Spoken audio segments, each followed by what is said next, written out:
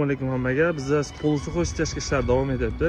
Stechkamizga ishlatiladigan narsalar sementimiz 550 markali yaxshi sementdan, keyin fibra volokno, stechkaning svetkasini ushlab beradi va plastifikator qo'shiladi.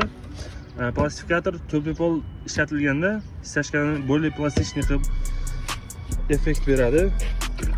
Bu suvga aralashtirib qo'shiladi. Stechkamiz hozir quyilish jarayonlarini va quyilganlarni ichkaridan sizlarga ko'rsataman. Stechkani quyish jarayonimiz, stechkani nolda chiqish uchun, tekis chiqish uchun har bitta devorga metka qo'yiladi va o'zining shabloni bor. Shablonda qilinadi. Birinchi mayaga olinib, keyin o'rtalari to'ldirib tekislanadi. Bu to'pol ustidan quyish bu stechkamiz.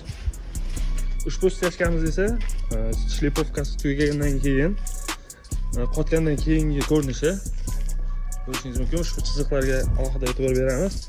Stechkamiz yorilib ketmasligi uchun har bitta burchakdan stechkamizning o'rtasidan chiziqlar beriladi.